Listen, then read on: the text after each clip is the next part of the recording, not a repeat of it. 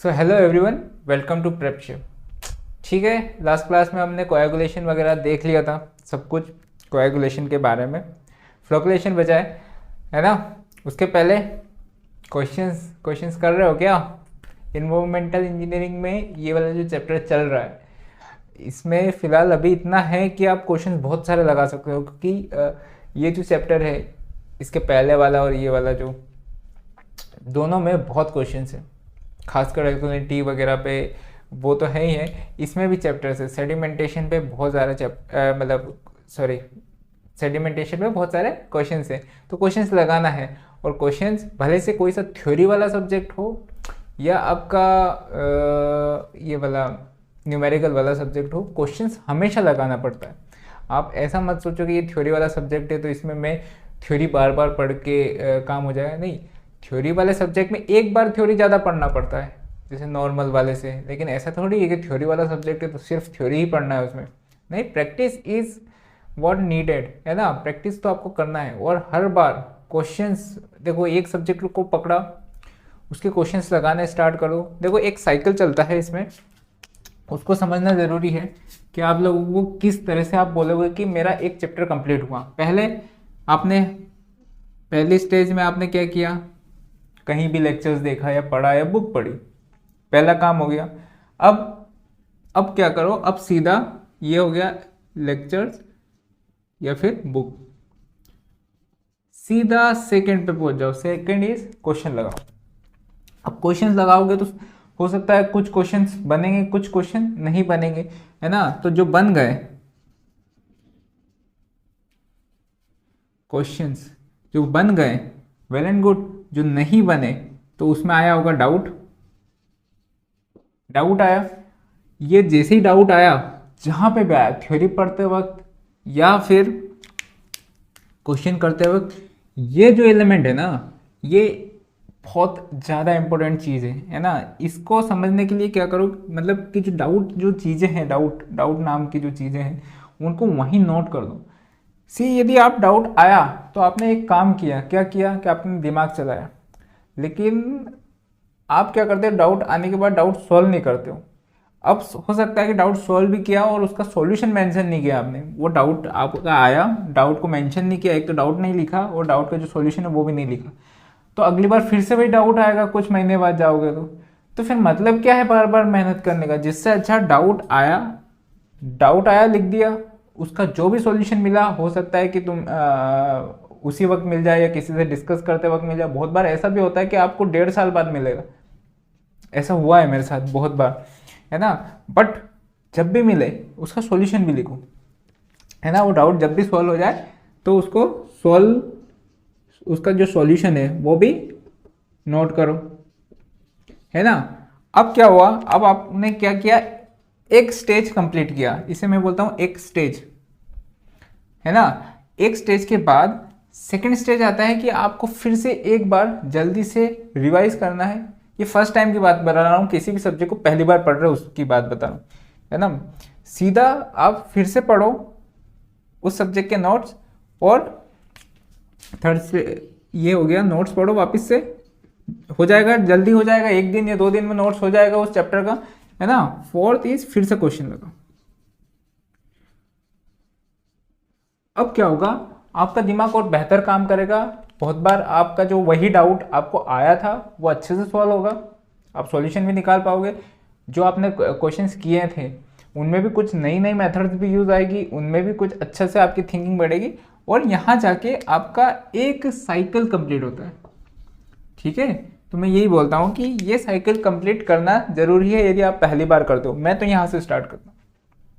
यदि मुझे किसी चीज़ के बारे में ऑलरेडी थोड़ा बहुत पता है तो मैं स्टार्ट करता हूँ सेकंड से, डायरेक्ट क्वेश्चन लगाता हूँ। हाँ, उसमें हो सकता है बहुत सारे क्वेश्चन नहीं भी बनेंगे, लेकिन मुझे ये आइडिया हो जाएगा कि किस तरह के क्वेश्चन बनते हैं। अब मैं फिर क्या करता हूँ, मैं सीधा जाके फिर लेक्चर्स पढ़ता हूँ। मतलब फिर क्या होता है कि जिस टाइप के क्वेश्चंस पूछे गए हैं उस टाइप उन एरियाज को पढ़ लो एंड फिर से अपना काम। ऐसा भी यदि आपको शॉर्टकट मेथड है तो वो, लेकिन ये स्टेप्स फॉलो करना ज़रूरी है। यदि आपने एक बार कर लिया ये स्टेज, बिलीव मी, अब जब भी आप वापस से रिवीजन करोगे तो आपके पास क्या होगा कि आपको पास फिर से कन्फ्यूजन्स नहीं आएंगे, हर एक डाउट क्लियर होंगे, है ना, सारे के सारे। तो आपका टाइम बचेगा। टॉपर यही करता है, वरना आपने देखा होगा कि लोग मल्टीपल रिवीजन करते हैं उसके बाद भी उनका नहीं होता है। क्यों नहीं होता? क्योंकि वो बार बार एक ही चीज़ पे अटके हैं। वो वहाँ तक जाते हैं, फिर से आ जाते हैं, फिर वहाँ जाते हैं, फिर से आ जाते हैं। अरे वो रेस कंप्लीट ही नहीं करते। वो 100 मीटर की रेस को 50 मीटर तक मतलब 10 बार करेंगे तो वो 500 मीटर रन कर लेंगे, लेकिन वो 100 मीटर रन नहीं कर पाए, है ना। तो ये मत करना। क्या करना है? लेक्चर्स पढ़ो, क्वेश्चंस लगाओ, सारे डाउट नोट करो, उसके सॉल्यूशंस कहीं से भी फाइंड करो, गूगल की मदद लो, दोस्तों की मदद लो, या फिर खुद से भी निकल जाते हैं। ठीक है, फिर से सारा नोट्स पढ़ो एंड ठीक है। तो अब हमारा फ्लोकुलेशन में क्या हो रहा था, हमें कॉन्टैक्ट अपॉर्चुनिटीज बढ़ानी थी। तो कॉन्टैक्ट अपॉर्चुनिटीज को देखते हैं कि कॉन्टैक्ट अपॉर्चुनिटीज कैसे बनती है। सपोज करो ये दो पार्टिकल है, ये इधर जाने वाला था V1 से, है ना, और ये सपोज करो इधर V2 से जा अपने हिसाब से, है ना, जा रहे थे दोनों।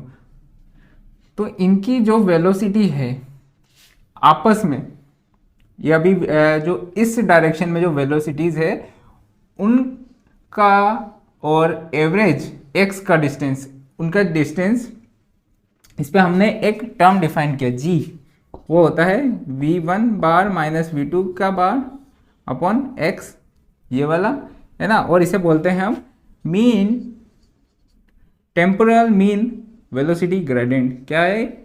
Temporal mean velocity gradient. अब इसमें दो चीजें, एक तो वेलोसिटी और उनका डिस्टेंस। यदि वेलोसिटी ज़्यादा है, रिलेटिव वेलोसिटी आसपास की, तो उनका कांटेक्ट अच्छा होगा, जल्दी होगा। सेम यदि उनका बीच का डिस्टेंस कम है, यदि ये कम है, डिस्टेंस कम है, तो जी ज़्यादा रहेगा, है ना। तो मतलब opportunities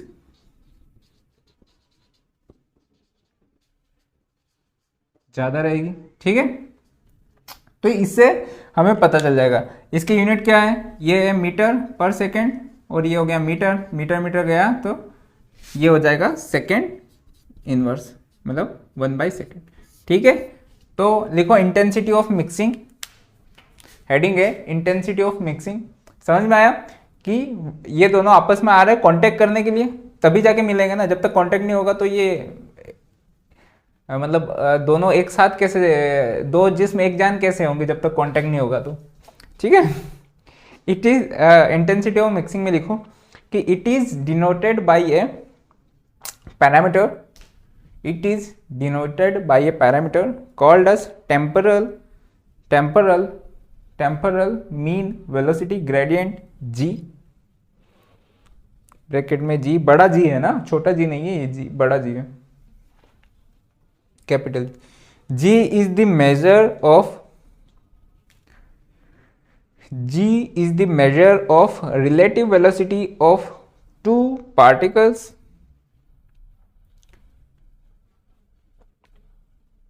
and the distance between them. Full stop. Proper mixing, mixing is said to be take place when the distance between intended particle is least। या तो डिस्टेंस कम हो या फिर वेलोसिटी, रिलेटिव वेलोसिटी ज़्यादा हो, है ना। रिलेटिव समझ में आ गया ना, क्योंकि हमने वेक्टर्स में लिया है रिलेटिव वेलोसिटी। वो आप ये जब होगा तो ये इस डायरेक्शन की वेलोसिटी चेक कर लेंगे, मतलब रिलेटिव में आ जाएगा, है ना। ठीक है, तो क्या कहा था हम? ठीक है, intended particle is least as the g value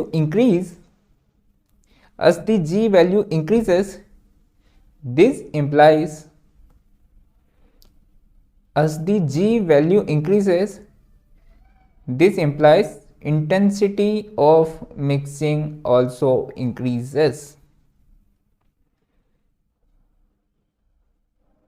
ये डायग्राम बना लो।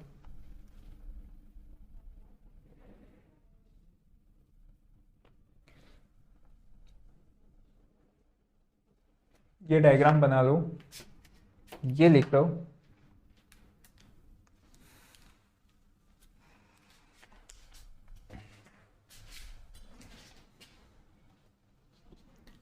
G is directly proportional to intensity of mixing। ये क्या साइन होता है, ये याद है ना, डायरेक्टली प्रोपोर्शनल वाला, ठीक है।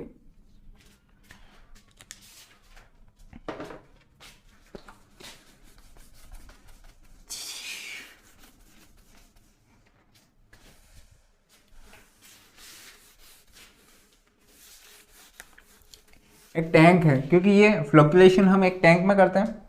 टैंक में क्या करते हैं, सपोज करो ये टैंक है, इसमें ऐसा पैडल रहेगा, ठीक है, और ये मैकेनिकल पैडल, मैकेनिकल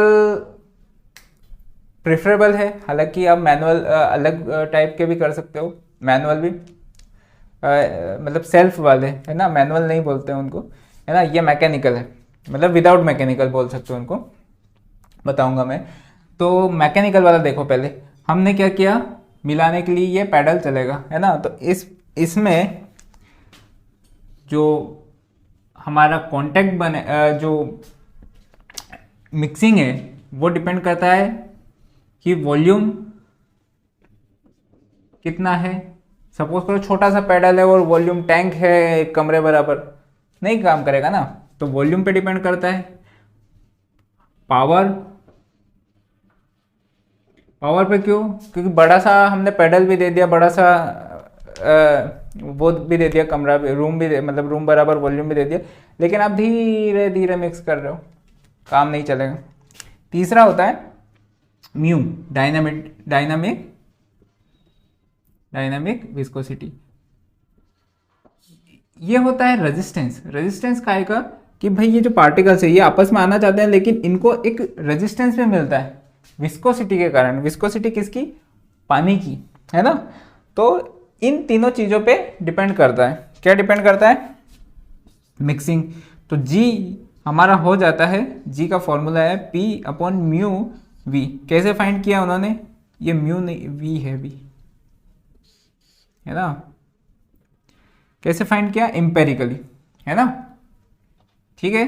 और सबको ऐसा यूनिट में पुट करना है। P का क्या है ऐसा यूनिट, न्यूटन मीटर पर सेकेंड, म्यू न्यूटन सेकेंड पर मीटर स्क्वायर, ठीक है। वॉल्यूम इज मीटर क्यूब, ठीक है। और जी हमारा आ जाएगा टाइम इनवर्स, ठीक है। ये होता है जी। नेक्स्ट हेडिंग है फ्लोकुलेशन।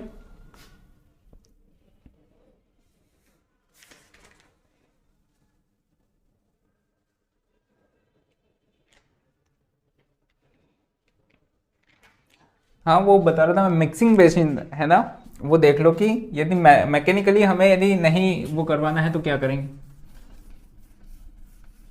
मिक्सिंग बेसिन बना देते हैं।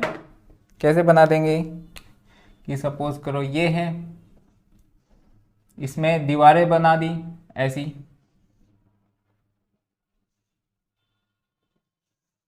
ठीक है। पानी यहाँ से फ्लो करवाया तो ये इधर जाएगा, गिरेगा, इधर उधर आएगा, तो मिक्सिंग होते हुए आगे निकल जाएगा, ठीक है। ये होते हैं मिक्सिंग बेसिन्स।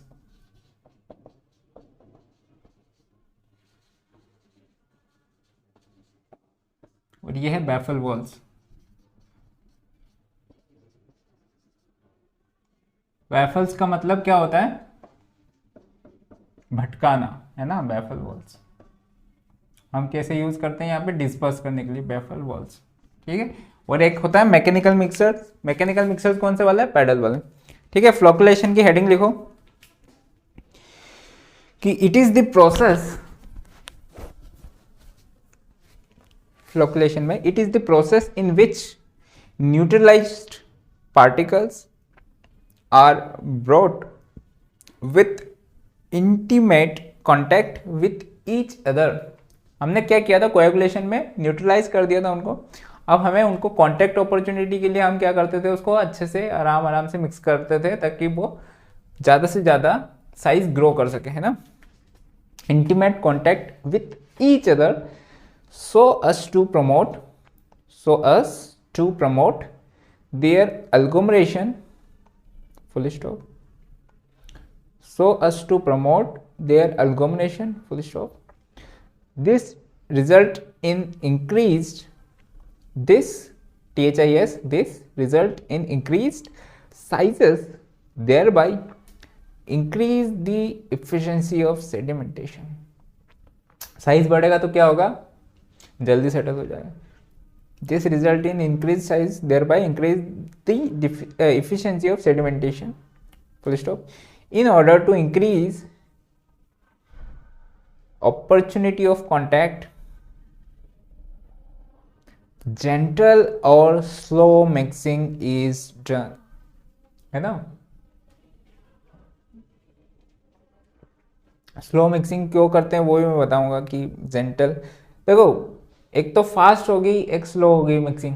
तो देखो स्लो, हमें ये भी तो है ना कि यार वो यदि ग्रो कर रहे हैं तो फिर टूट भी नहीं जाना चाहिए, क्योंकि ये तो फ्लॉक्स है ना. तो यदि रैपिड वो करेंगे तो शायद हो सकता है कि टूट भी जाए, है ना. तो इसलिए हम जेंटल मिक्सिंग करते हैं, full stop. The principle in flocculation is similar as that in coagulation, full stop. Flocculation is conducted in flocculation chamber where wall mounted shaft with pedals are used for mixing, where wall mounted shafts with pedals are used for mixing. In flocculation, we define a term called as conjugation opportunity. Conjugation, CONJUGATION, conjugation opportunity given by G into dt, where G is the temporal mean velocity gradient and dt is detention time of flocculation chamber. हर एक का अपना अपना detention time रहेगा, sedimentation का, flocculation का, है ना.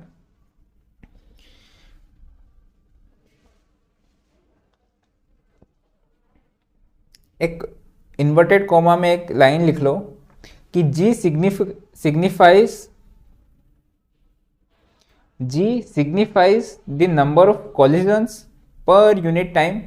G का एक्चुअल मतलब ये है कि ये क्या दिखा रहा है कि number of coalition per unit time, है ना. G signifies the number of collisions per unit time and G into dt signifies total number of collisions in the detention time, है ना. यदि उससे टाइम से मल्टीप्लाई कर दिया तो हमें टोटल नंबर ऑफ कॉलिशंस मिल जाएगा.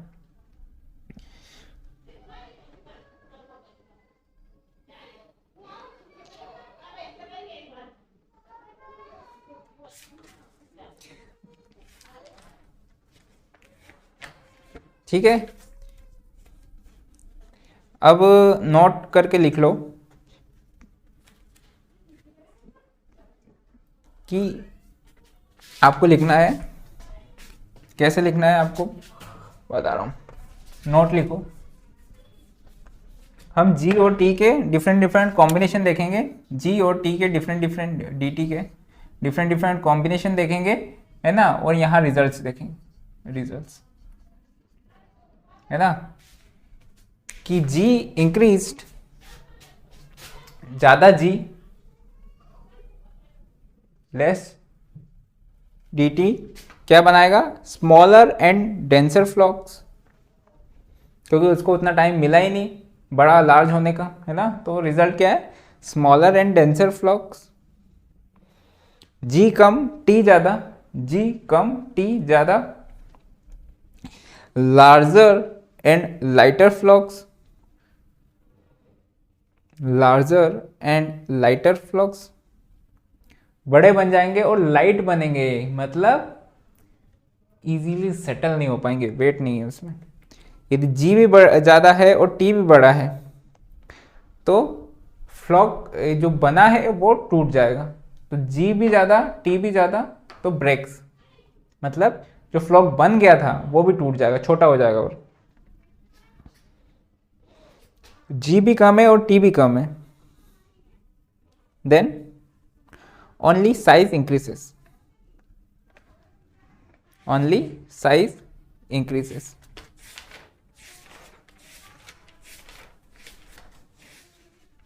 हमारा डिजायरेबल कौन सा वाला है?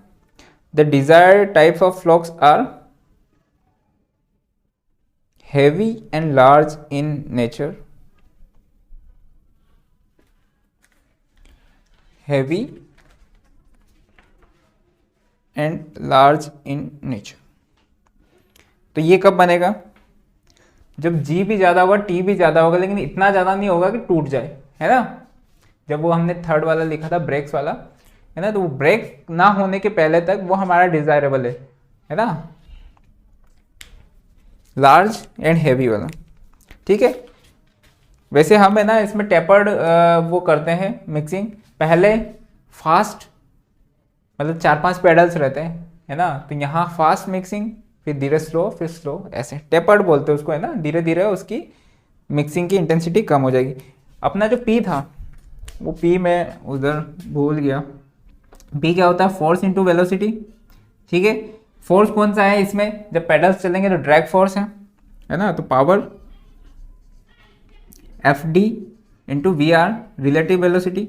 ठीक है, एफ डी का फॉर्मूला क्या था हमारा? Half C D A rho W V R का स्क्वायर, है ना, इंटू ये वी आर। ठीक है, यहाँ से हम पावर फाइंड कर सकते हैं यदि नहीं दिया हो पैडल वगैरह और वो कुछ। वैसे जनरली पावर दे देगा, क्योंकि ये कन्वेंशनल का क्वेश्चन के अंदर आएगा, है ना, जब आपको पावर भी नहीं दे रखी है, क्योंकि इसमें बहुत सारा कैलकुलेशन है, बहुत ज़्यादा है। ठीक है, ये पावर का लिख लेना।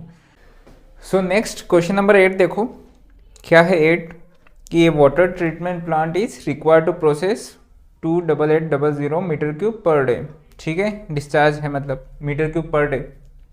जी उसने डिस्चार्ज नहीं बोला है, लेकिन हम यूनिट देख के बता दिए कि डिस्चार्ज ही है ये जो भी लिखा है ना। इसलिए यूनिट्स याद रखा करो कि डिस्चार्ज की है या फिर वॉल्यूम का है या क्या है। ऑफ रो वाटर डेंसिटी दे रखा है, काइनेमेटिक विस्कोसिटी दे रखा है। ठीक है, the rapid mixing tank imparts a velocity gradient of 900 second inverse, है ना, सेकेंड इनवर्स है इसकी unit, to blend 35 milligram per litre of alum with the flow for a detention time of 2 minute. Detention time minute में दे रखा है, power पूछा है। ठीक है, तो हमारे पास इन सभी चीजों के लिए फॉर्मूला क्या है? G equals to under root of P by mu V। V है ना, V बड़ा वाला, V फॉर वॉल्यूम। ठीक है, हमारे पास P पूछा है। ठीक है, यहां से हमारे पास क्या क्या है? G है, ठीक है, म्यू नहीं है एंड V भी नहीं है, तो V क्या है? V बताओ, पहले V फाइंड करते हैं। Volume equals to Q into D T. ठीक है, डिस्चार्ज क्या दे रखा है? 28800 मीटर क्यूब पर डे में दे रखा है, तो डिटेंशन टाइम भी डे में आना चाहिए, तो अभी 2 मिनट डे में कन्वर्ट करेंगे इसको 60 इंटू 24, तो कितना आ जाएगा ये? 40 मीटर क्यूब। और क्या नहीं दे रखा है? म्यू। म्यू क्या होगा? म्यू मतलब डायनामिक विस्कोसिटी होता है, rho into nu kinematic viscosity, तो ये हो जाएगा 10 to the power 3 into 10 raise to power -6, तो ये हो जाएगा 10 रेज़ टू पावर -3। ये होता है न्यूटन सेकेंड पर मीटर स्क्वायर, और वो काइनेमेटिक का मीटर स्क्वायर पर सेकेंड। ठीक है, तो वैल्यू पुट करो, ये सारी वैल्यूज पुट कर दो इधर। जी की भी वैल्यू है हमें, तो पी आ जाएगा सीधे सर 32400 वाट। आंसर वाट में पूछा है तो यही दे दो। कभी उन्होंने किलोवाट का बोल दिया था, क्योंकि यहाँ पे वाट आता है, watt is newton, newton metre per second square, newton metre per second, ठीक है, ये होता है वाट। तो यदि किलोवाट में पूछा है तो फिर आंसर आएगा। तो ये चेक कर लेना कि आखिर में पूछा क्या है ना, क्योंकि पी हमारा वाट में था।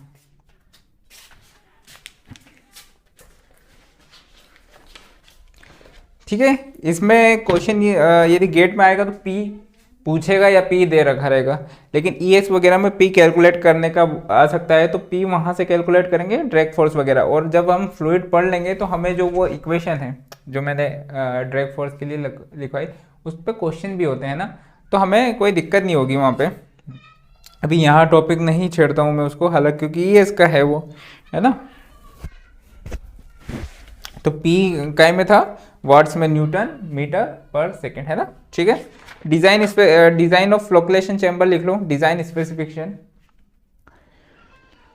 पहला डेप्थ, DPTH, डेप्थ कितनी होनी चाहिए, 3 से 3 to 4.5 मीटर। डिटेंशन टाइम 10 से 30 मिनट, डिपेंड करता है, ठीक है, 10 मिनट से लेके 30 मिनट्स।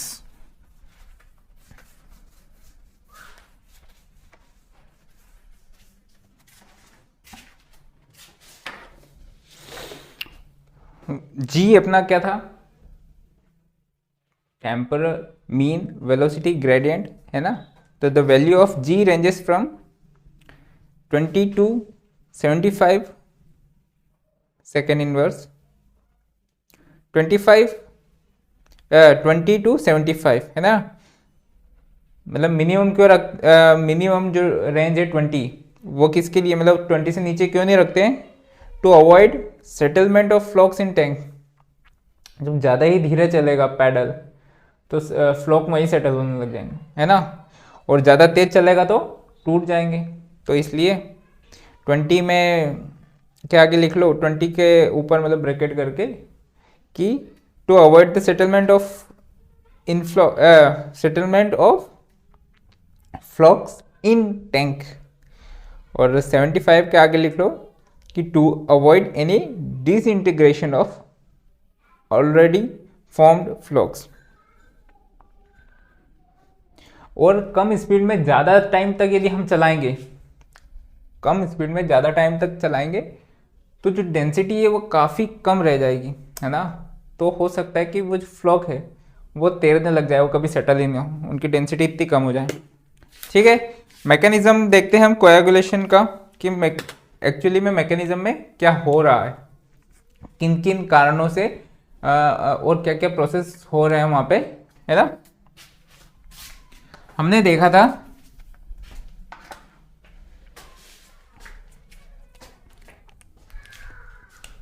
कि जो हमारा कंसर्न पार्टिकल है क्या है, सस्पेंडेड सॉलिड, उसमें क्या है जनरली क्ले। तो क्ले होते हैं फ्लैकी इन नेचर, फ्लैकी समझते हो, ऐसे पार्टिकल्स रहते हैं, है ना।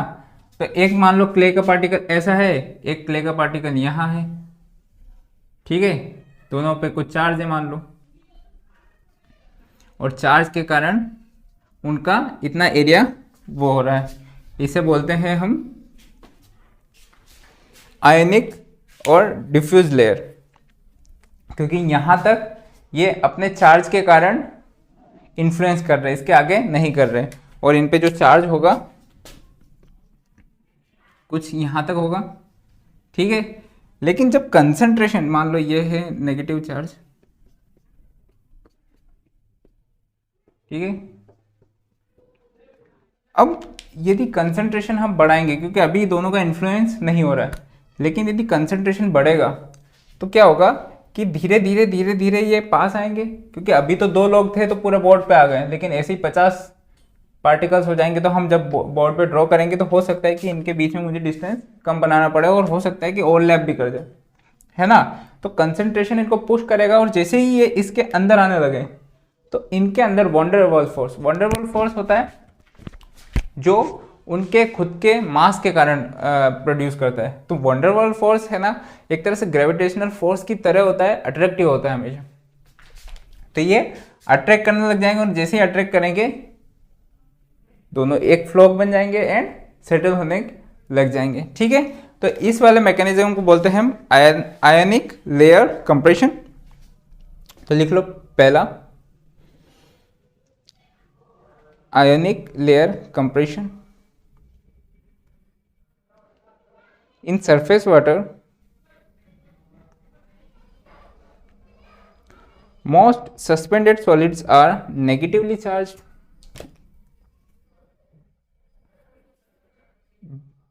because of predominance of clay and silt.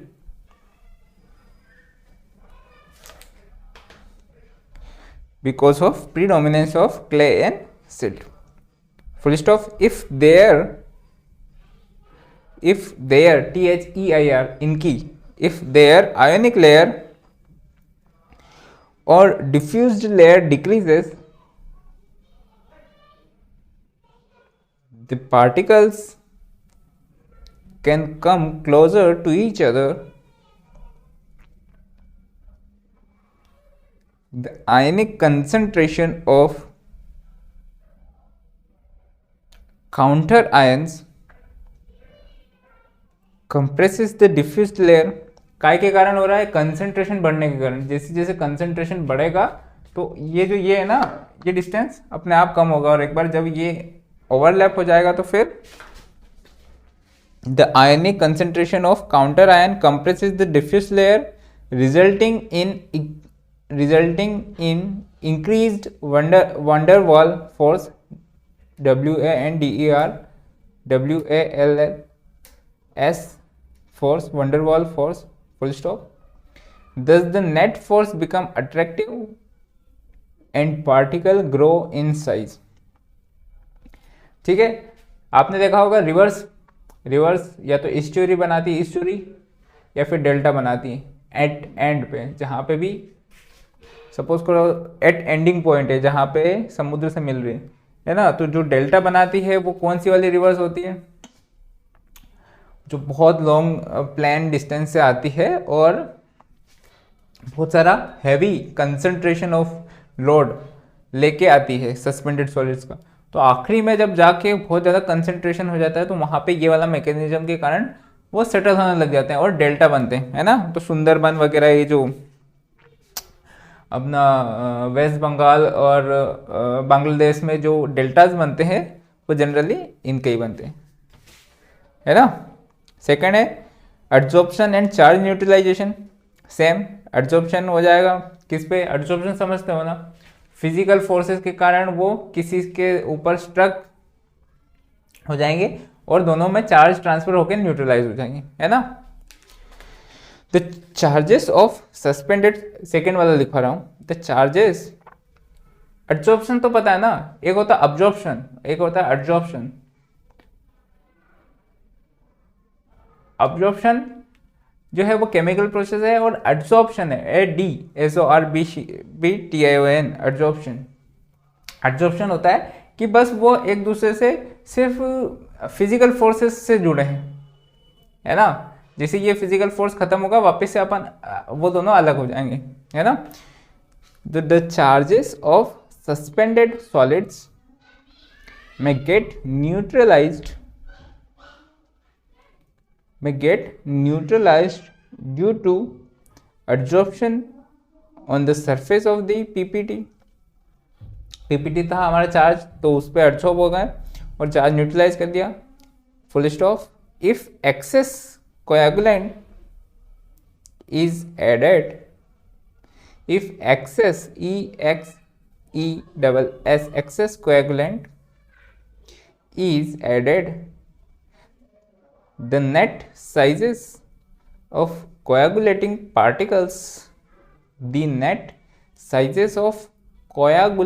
particles tend to remain small, thereby affecting the sedimentation process. Coagulant ज़्यादा डाल दिया तो उनके पास ज़्यादा साइट है अब्जॉर्ब करने की, और इंडिविजुअली वो बहुत सारे छोटे छोटे फ्लोक्स ही बन पाएंगे, लेकिन कम साइट है रहेगी तो ज़्यादा पार्टिकल्स अट्रैक्ट होंगे, है ना, और ज़्यादा बड़ी साइज बनेगी। तो वो इसी में बोला है कि यदि ज़्यादा कोएगुलेंट डाल दिया, है ना, तो ज़्यादा साइट्स मिलेगी, मतलब छोटे छोटे small floc with large number, मतलब बहुत ज़्यादा रहेंगे। लेकिन यदि कम कोएगुलेंट डाला तो large floc with less number. ठीक है, affecting the sedimentation process, full stop. Thus, to optimize the charge and the PPT's precipitation, thus to optimize the charges and the precipitation, comma, coagulant is added in optimum doses by jar test. Third है sweep coagulation. SVEEP coagulation में क्या हो रहा है कि एक यहाँ पे फ्लॉक बन गया, अब वो जैसे जैसे नीचे जा रहा है वो अपने साथ जो भी नीचे उसके रास्ते में आ रहा है उनको स्वीप करता जा रहा है ना, सोरता हुआ जा रहा है, ठीक है, सफाई करता हुआ जा रहा है। तो वैसा हो जाता है स्वीप कोएगुलेशन कि when alkalinity sweep. Third is sweep coagulation, उसमें लिखो कि when alkalinity is present sufficient PPT always get formed full stop. This PPT being porous,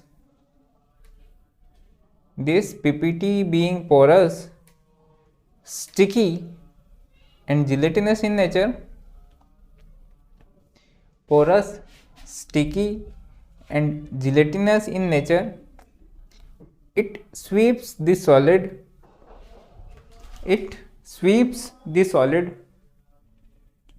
from suspension SUSPENSION and easily get settled by gravity full stop. To ensure sufficient sweep coagulation, high alkalinity must be present. ठीक है, alkalinity ज़्यादा रहेगी तो PPT भी ज़्यादा बनेगा और फिर स्वीपिंग प्रोसेस भी ज़्यादा हो जाएगा। Fourth is inter particle bridging. Inter particle bridging में भी सेम हो रहा है कि जो फ्लोक सेटल हो रहे हैं वो ऐसा एक फ्लोक है, ये फ्लोक है, तो ऐसे फ्लोक से ना मिल के चेन्स बना लें मान लो, है ना, सब जुड़ के, तो फिर ऐसे भी ग्रो कर सकते हैं। जरूरी नहीं है कि सिर्फ ग्रो करने का प्रोसेस ये हो, ठीक है, फाइब्रस स्ट्रक्चर भी बना सकते हैं। यदि ऐसा बन रहा है ना, तो उसे इंटर पार्टिकल ब्रिजिंग बोलते हैं। ये है इंटर पार्टिकल। डिफरेंट मैकेनिज्म से सेटल हो जाएंगे पार्टिकल ब्रिजिंग। ब्रिज समझते हो, ब्रिज सिविल हो और ब्रिज नहीं जानते हो तो पैसा कैसे कमाओगी, है ना। तो if various polymers are used as coagulants, if various polymers are used as coagulants which may be linear or branched having high surface area, they tend to attract more than one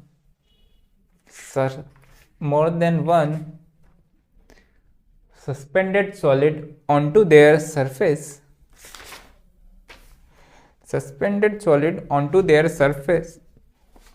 thereby forming a large settlement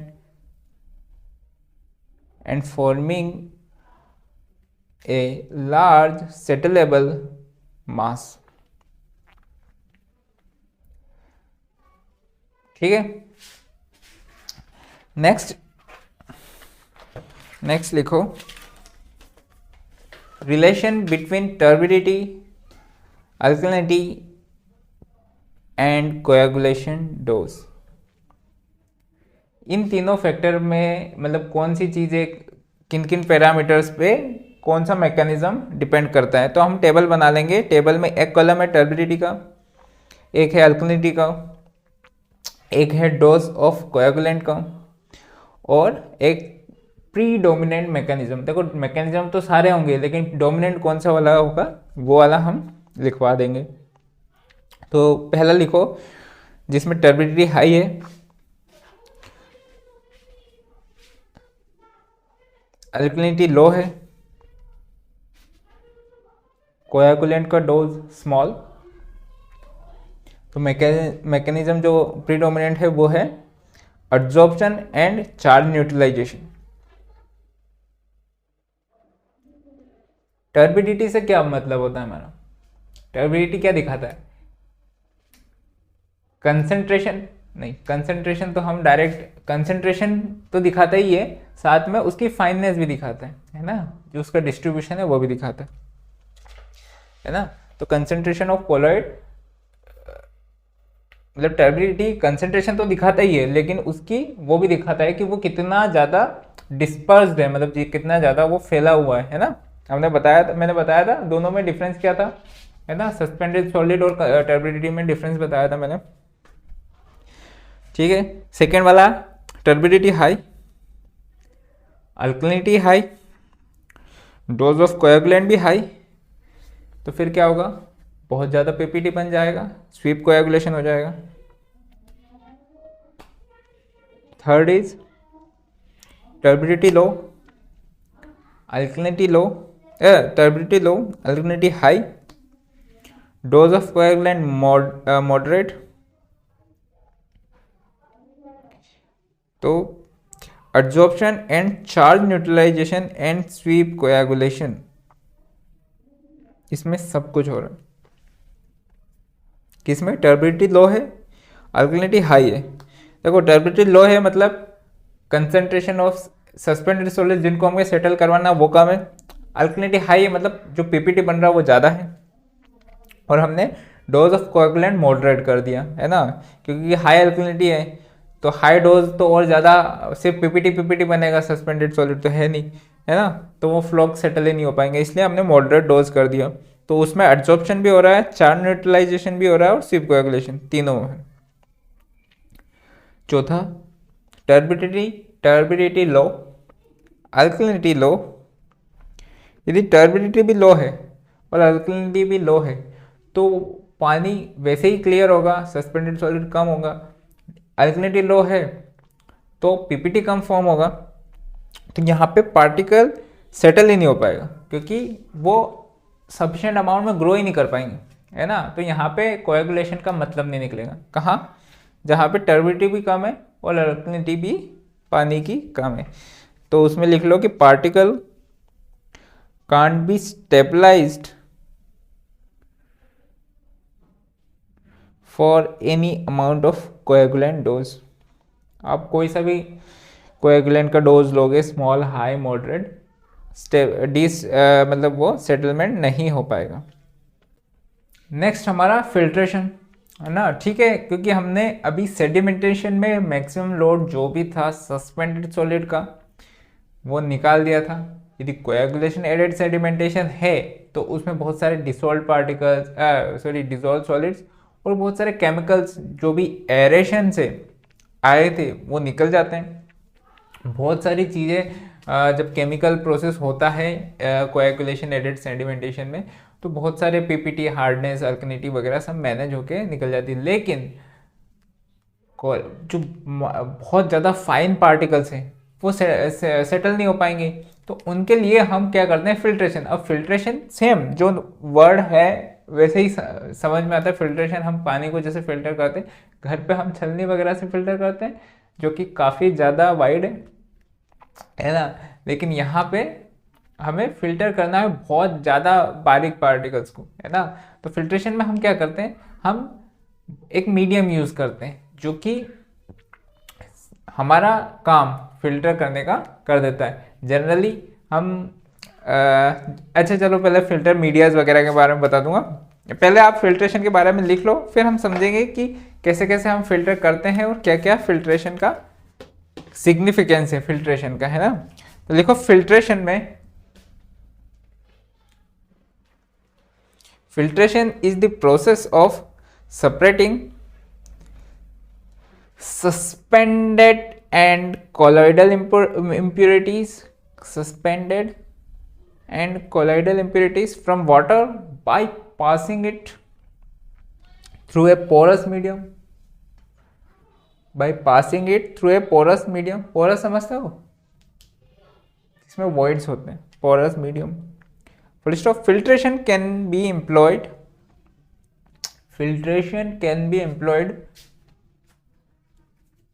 effectively to remove turbidity, color, microorganisms, ppt of iron and manganese from aerated water। Aeration में जो यदि वो ppt बन गई वो ppt of hardness from chemically softened water etc। ठीक है, हम क्या करते हैं,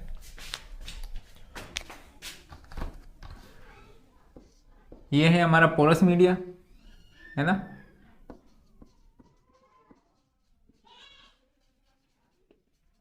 हम पानी को यहां से पास करवाते हैं, पानी यहां से निकलेगा इधर, ये हो गया वाटर, ठीक है। इसमें डिफरेंट मैकेनिज्म के कारण ये इम्प्योरिटीज को अलग अलग करता है। कभी स्ट्रेनिंग के कारण, स्ट्रेनिंग समझते हो, स्ट्रेनिंग मतलब छलनी, कभी सेडिमेंटेशन, बहुत बार ट्रैपिंग एब्जॉर्प्शन कर लेगा, है ना। तो इन अपना काम है कि यहाँ से इम्प्योरिटीज को इधर कुछ भी करके हमें हटवाना और यहाँ से बाहर आ जाएगा, है ना। तो या तो हम देखो, एक तो होता है ग्रेविटी फिल्टर मतलब कि जो पानी है वो नॉर्मल ग्रेविटेशनल फोर्सेस के कारण चल रहा है, उसमें हमने अलग से प्रेशर नहीं लगाया, लेकिन हमें रेट बढ़ाना है तो हम क्या करेंगे, इसको प्रेशराइज कर देंगे ताकि ज़्यादा से ज़्यादा डिस्चार्ज इससे पास हो। ज़्यादा डिस्चार्ज पास होगा तो एफिशिएंसी कम हो जाएगी। क्यों?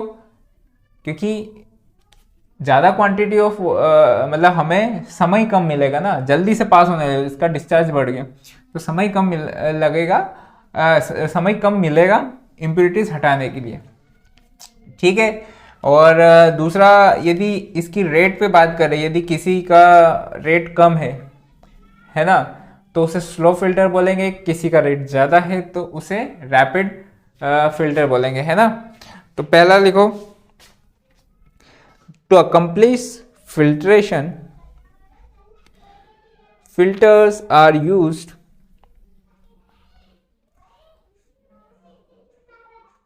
full stop। Filters can be classified in various ways,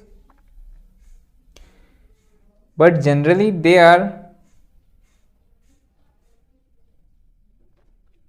first on the basis of nature of flow, gravity, उसमें कौन से नेचर ऑफ फ्लो में, gravity filters and pressure filters. दूसरा नेचर ऑफ या फिर रेट ऑफ फ्लो, तो उसमें आएगा slow sand filters and rapid sand filters.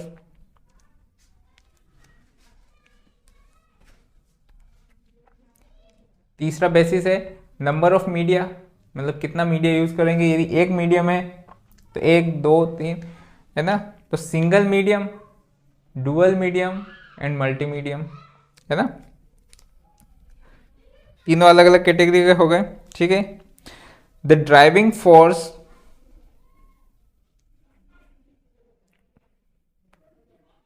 रुको ये मत लिखो, आगे लिखो कि generally in India we prefer gravity filters in the form of slow sand filter and rapid sand filter. तो SF और RSF लिख सकते हो. Both these filters are single medium gravity filters. Single medium gravity filters. The granular medium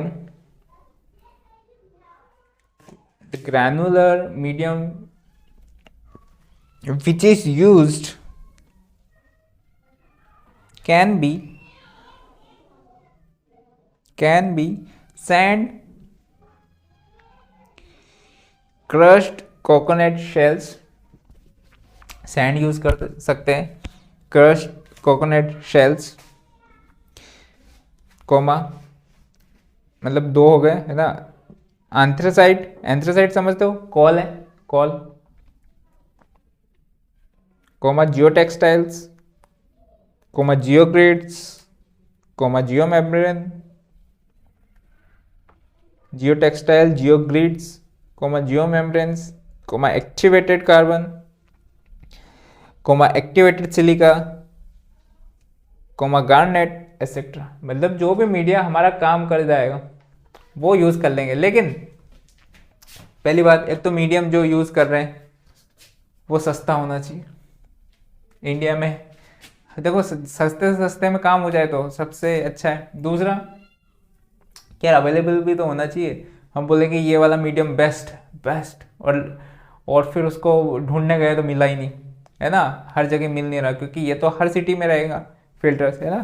तो जो सबसे सस्ता और सबसे अच्छा वाला जो हमारे पास है वो है सैंड.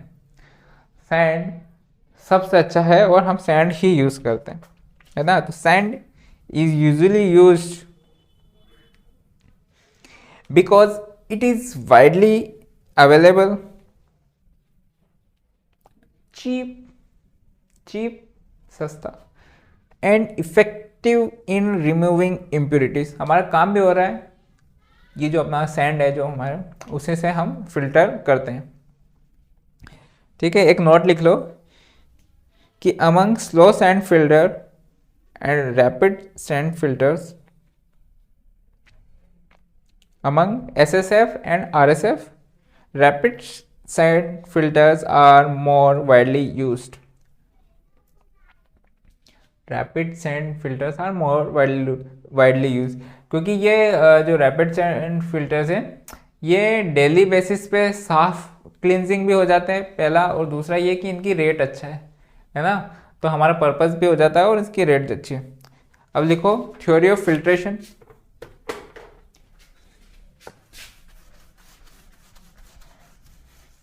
थ्योरी ऑफ फिल्ट्रेशन में ये देखो कि ये हमारा हो गया मीडियम, है ना. इसमें हमने हमारे सैंड के पार्टिकल्स हैं बहुत सारे. ठीक है, सपोज करो ये रहा मीडियम.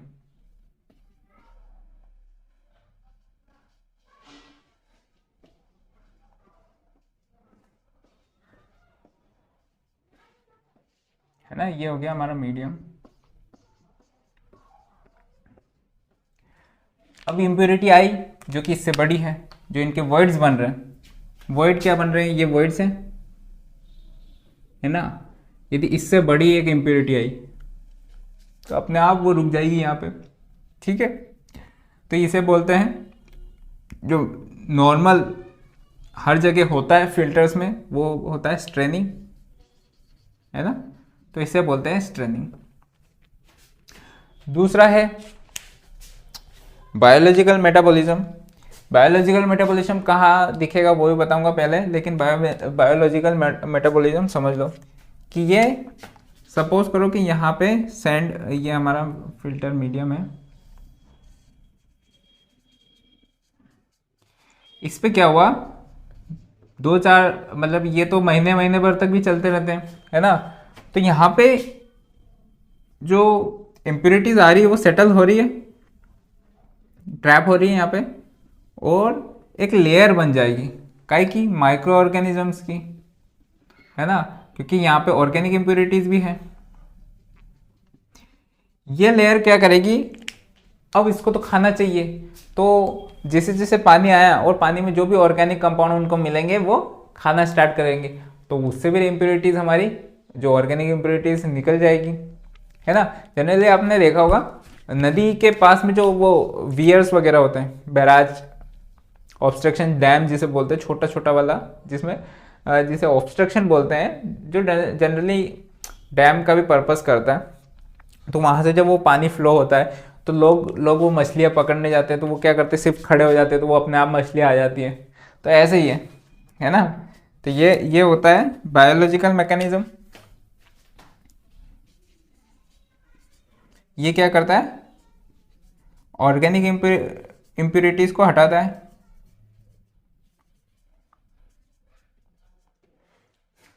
कभी सभी है ना, ये जो इसकी जो साइज है, देखो छलनी उतना ही फिल्टर करेगी ना जो उसकी साइज है, उससे छोटे साइज तो निकल जाएंगे। लेकिन बहुत बार क्या होता है कि जो यहाँ पे वॉइड्स बना है, सपोज करो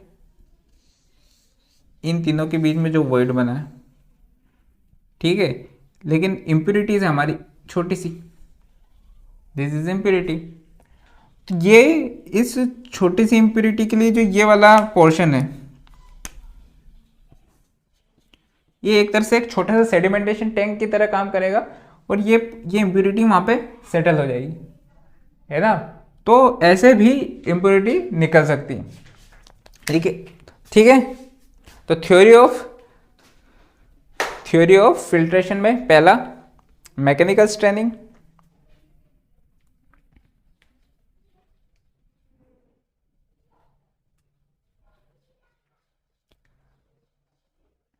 the suspended particles which are bigger than the size of voids get arrested in voids.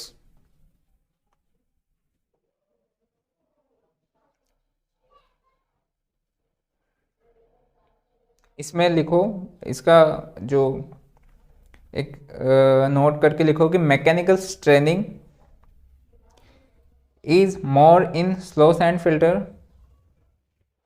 Mechanical straining is more in slow sand filter as compared to rapid sand filter due to larger particle size in RSF.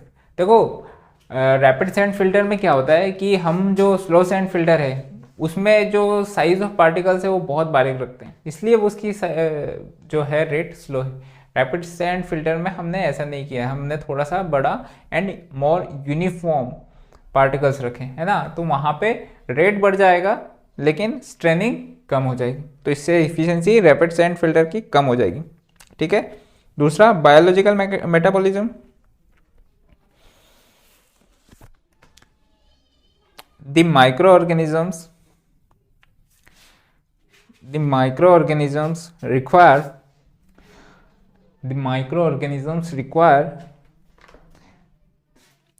organic impurities as food for their survival, full stop.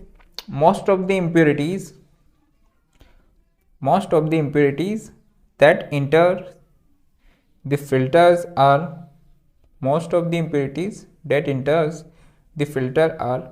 organic in nature, full stop. These THEAC organisms convert the organic matter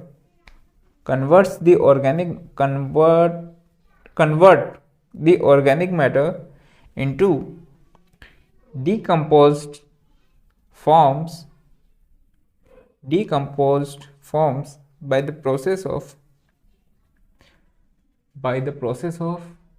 biological mechanism, full stop. A thin biological layer may be formed at the top of the medium. यहाँ पे मे भी इसलिए लिखा है कि ऐसा तो है नहीं कि आज हमने फिल्ट्रेशन स्टार्ट किया तो आज ही लेयर बन जाएगी, ज़रूरी नहीं है, वो उसको टाइम लगता है क्योंकि वहाँ पे ऑर्गेनिज्म ग्रो भी तो होने चाहिए, वो लेयर बनेगी, है ना। तो जरूर ये वाला मैकेनिज्म जब ही फॉलो होगा तब जब हमारी लेयर बनेगी, यदि लेयर ही नहीं बनी है तो उस टाइम पे ये वाला मैकेनिज्म फॉलो नहीं होगा, है ना। तो इसलिए मे भी लिखा है ना, may be formed at the top of the medium called as slime, SLIME layer, LAYER layer, or smudge deck, SCHMUDDTZ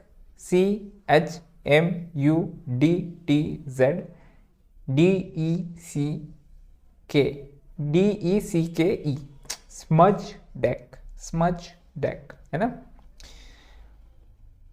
उसके ब्रैकेट में लिख लो डर्टी लेयर, स्मज डेक, मतलब ये डर्टी लेयर है ना। जनरली लोग बोलेंगे अरे यार फिल्टर में तो जंग लग गई, काई लग गई, सॉरी जंग नहीं काई लग गई, या फिर, है ना। पर वो हमको हेल्प कर रही है, क्योंकि यदि मान लो सपोज करो कि इसमें से आपका दिमाग में ये आएगा कि यार सर यहाँ पे माइक्रो ऑर्गेनिजम्स ग्रो कर गए, भले से उन्होंने खाना खा लिया लेकिन हमारा पानी तो गंदा हो गया ना, उसमें बहुत सारे कीटाणु आ गए।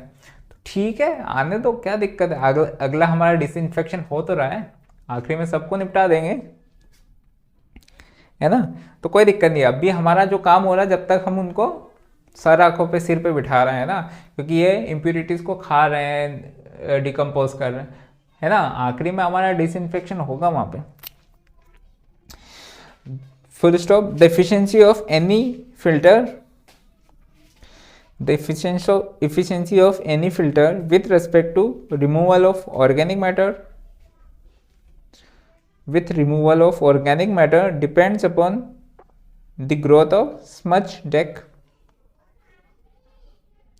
नोट है इसमें कि the smudge deck is formed earlier in slow sand filters due to smaller size particle. वैसे अर्लियर से भी मतलब नहीं है, क्योंकि रैपिड सैंड फिल्टर हम डेली वॉश करते हैं तो इसको तो बनने में ही 2-3 दिन लगते हैं, है ना। तो वैसे भी कोई लोड नहीं है, वो रैपिड सैंड फिल्टर में नहीं बनेगी, है ना। लिख लिया। Third is sedimentation. कि it has been found that filters are able to remove even particles of size smaller than the size of void present in filter. It has been found that the filters are able to remove even particles of size smaller than the size of void present in the filter. These tiny voids act as minute sedimentation unit, and very small impurities get settled over the medium surface. ठीक है, mainly तो हमारा mechanical straining होगा, लेकिन ये भी होता है ना। तो मैकेनिज्म सारे बता दिए कि क्या क्या हो सकता है। हालांकि 3 नहीं और भी हो सकते हैं, है ना। कि यहाँ पे जैसे जैसे इम्प्योरिटीज़ बढ़ती जाएगी, सेटलमेंट हो जाएगा, तो वॉइड्स जो है वो छोटे होते जाएंगे, है ना। तो हमारी इफिशियंसी और बढ़नी चाहिए, है ना। तो चीज़ें हैं, लेकिन इफिशियंसी तो बढ़ जाएगी, लेकिन जो ट्रैप होने के कारण जो वॉइड बहुत ज़्यादा ट्रैप हो गए तो उससे हेड लॉस बढ़ जाएगा। तो हम एक समय के बाद वापस से हम उसकी क्लेंजिंग करते हैं, ताकि जो हेड लॉस है, हेड लॉस समझ रहे हो ना, कि जब बहुत ज़्यादा क्लॉग ही हो गया, वो पानी आगे ही नहीं जा रहा है ना, तो फिर फिल्ट्रेशन थोड़ी करेगा, मतलब वो। तो अभी इस क्लास में इतना ही। अगली क्लास में हम slow sand, rapid sand filters और उनकी पूरी थ्योरी पढ़ेंगे, है ना। तब तक के लिए क्वेश्चंस लगाओ। टाटा बाय बाय नहीं, क्वेश्चंस लगाओ, ठीक है।